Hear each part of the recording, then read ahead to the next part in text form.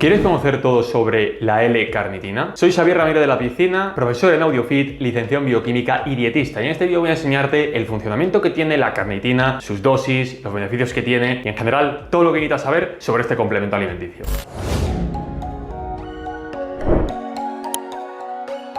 Lo primero de todo, decir que la L-carnitina es una molécula que nuestro cuerpo sintetiza de forma completamente natural a partir de dos aminoácidos, la lisina y la metionina. Esta L-carnitina está prácticamente en casi todas las células del cuerpo, aunque sí es cierto que donde más prevalencia tiene es sobre todo en el tejido muscular. Cuando hablamos de L-carnitina, a todo el mundo le viene a la cabeza pérdida de grasa. Bueno, desde un punto de vista teórico, sí es cierto, ¿vale?, que la L-carnitina está involucrada en la oxidación de los ácidos grasos. De hecho, sin L-carnitina no tendríamos capacidad de poder transportar estos ácidos grasos libres del citosol de las células al interior de las mitocondrias, que es donde realmente se lleva a cabo la beta-oxidación y por lo tanto la obtención de energía de todos estos ácidos grasos. Ahora bien, esta no es la única función que tiene la carnitina en nuestro organismo. También tiene otras muchas funciones, como puede ser una función antioxidante, una función a nivel de las mitocondrias, sobre todo a nivel de biogénesis mitocondrial y en la no degradación mitocondrial, por ejemplo en algunas situaciones de disfuncionalidad, etc. Entonces, lo que voy a hacer va a ser hablar un poco de la carnitina, sobre todo de los distintos tipos que podemos encontrar en el mercado, y en base a eso voy a hablaros un poco de los estudios pertinentes que hay para hablar un poquito de las funciones que he mencionado anteriormente. La primera forma de todas es la L-carnitina libre, ¿vale? La L-carnitina sin ningún tipo añadido. Esta L-carnitina, lógicamente, pues bueno, es la más estudiada realmente para el tema de la pérdida de grasa, ¿vale? Pero los datos, pues bueno, no han sido, vamos a decir, 100% fructíferos en determinadas situaciones. Principalmente porque hay que tener una cosa en cuenta que he comentado en este vídeo, que es la baja biodisponibilidad oral. Cuando vamos a estudios en los que hay carnitina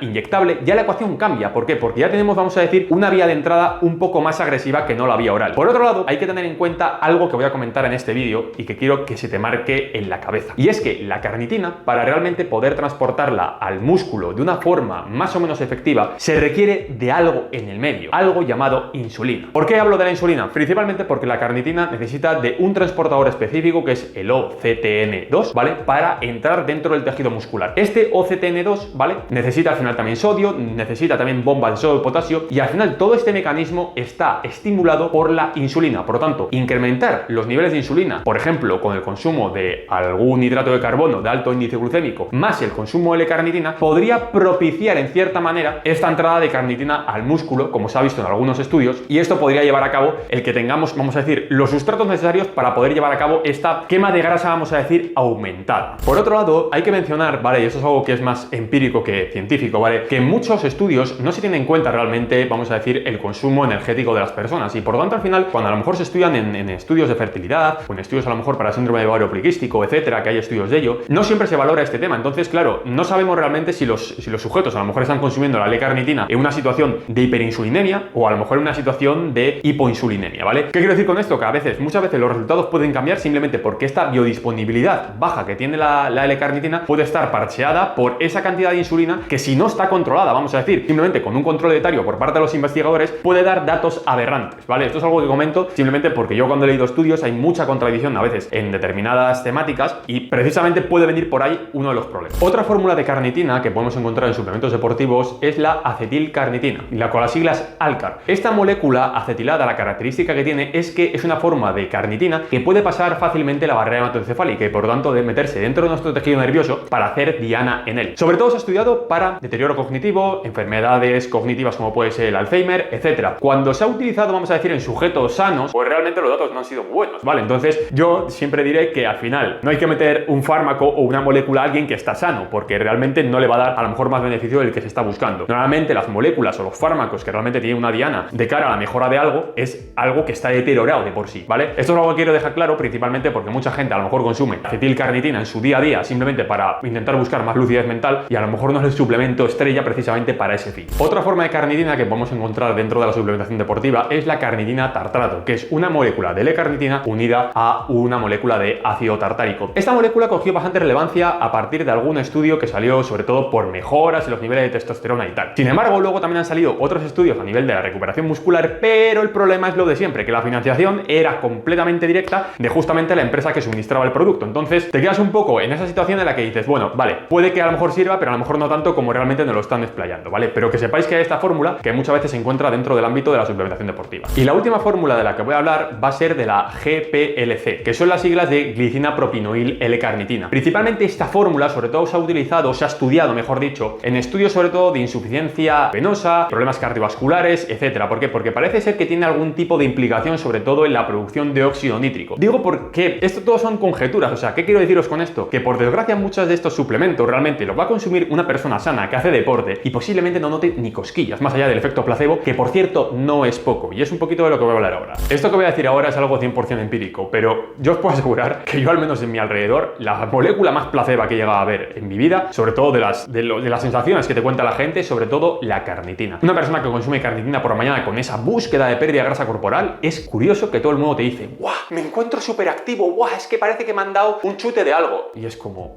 si la L-carnitina no tendría que producirte ese efecto estimulatorio que alegas que prácticamente es más parecido a consumir medio gramo de cafeína u otras moléculas estimulantes que en lugar de la L-carnitina. Con esto, ¿qué quiero decir? Que posiblemente haya mucho efecto placebo dentro de este campo y, sinceramente, si queréis ahorraros dinero, la L-carnitina es una forma sencilla de ahorraros dinero. Eso no quita para que en determinados protocolos, como el que he comentado de hiperinsulinemia, del cual voy a hablar ahora, pues puede tener algún tipo de beneficio, por lo menos porque tienes toda la carne metida en el asador, en el sentido de que tienes toda la carnitina dentro de la célula y por lo menos la actividad la va a hacer. Lógicamente, a lo mejor no en el nivel que la gente te lo prevé o las empresas de suplementación te lo venden, pero sí que es cierto que dentro de esta situación es lo ideal hacerlo de esa forma. ¿El cómo habría que protocolizarlo? ¿Cómo habría que hacerlo? Te lo cuento a continuación. Aquí hay dos formas de hacerlo. Una, la versión inyectable, y otra, la versión oral. Vamos a hablar de la versión oral primeramente. Versión oral: consumo de L-carnitina a pelo, L-carnitina sin nada añadido, ni acetilcarnitina ni nada. L-carnitina en torno a dosis de 3-4 gramos. Iros a la dosis más alta posible, o sea, dentro de lo normal, que serían unos 4 gramos diarios, y combinada con una bebida de hidratos de carbono de alto índice glucémico, en torno a 60-80 gramos. Claro, esto es un inconveniente, porque personas que a lo mejor están en un déficit energético, meterte y desplazar esa cantidad, que puede ser en formato de arroz, patata, etcétera, meterlo en una forma de dextrosa, maltodextrina, etcétera, en formato bebible, pues es una putada, vamos a hablar. Entonces yo por eso, a mí no me parece un protocolo muy bueno de cara a un déficit energético, a pesar de que aumente los niveles de L-carnitina dentro del tejido muscular. De esa manera obtendremos, vamos a decir, un pico de insulina y de esa forma propiciaremos que precisamente ese transportador OCTN2, ¿vale?, tenga mayor actividad a la hora de transportar esta carnitina dentro del músculo. La versión, vamos a decir, inyectable, pues bueno, vete a la farmacia, consigue Carnicor, que es la fórmula inyectable que hay de L-carnitina. Creo que las formulaciones son de 100 o 300 miligramos por mililitro, ¿vale? Así que mínimo 300 mililitros diarios, entre 300 y 400 miligramos diarios sería la dosis recomendada, ¿vale? Y con un consumo de insulina de en torno a 6-8 unidades. De esta forma, pues lógicamente vas a poder evitar hacerlo de forma oral. Posiblemente la repercusión vaya a ser incluso mejor, porque es algo que ya directamente no tiene que pasar una barrera a nivel intestinal, pero la contrapartida que tiene es que meter esa cantidad de insulina vas a tener que meter igualmente esos hidratos de carbono si no quieres sufrir una fuerte hipoglucemia. Por lo tanto, al final ese componente energético te lo vas a comer igual. Como digo, al final, una vez te metes en tema inyectable, creo que hay opciones mucho mejores realmente de perder grasa corporal que esta de la L-carnitina. Y en resumen, decir que la L-carnitina, por desgracia, no es un suplemento que yo tendría muy en cuenta de cara a la pérdida de grasa. Me parece un suplemento que es muy marketingiano, que puede tener su aplicación en determinadas situaciones, por ejemplo en deterioros cognitivos, etcétera, ¿vale? En fatiga mental, vamos a decir, cronificada, pero con la fórmula únicamente con el Alcar. Pero de cara a la pérdida de grasa no me parece un suplemento a tener en cuenta. Entonces, si quieres ahorrar dinero, sinceramente lo podrías desplazar a pues otros suplementos que me parecen mucho más interesantes, que de hecho tienes un vídeo en el canal en el cual hablo de los suplementos más interesantes de cara a la pérdida de grasa. Y ya por último, decirte que si quieres aprender de nutrición deportiva y de suplementación avanzada, y además quieres prepararte para ser dietista o entrenador personal de una forma 100% legal con AudioFit, tienes los enlaces en la descripción de este vídeo. Y sin más preámbulo, me despido, espero que os haya gustado y si tenéis cualquier duda, dejármela en los comentarios. Un fuerte abrazo.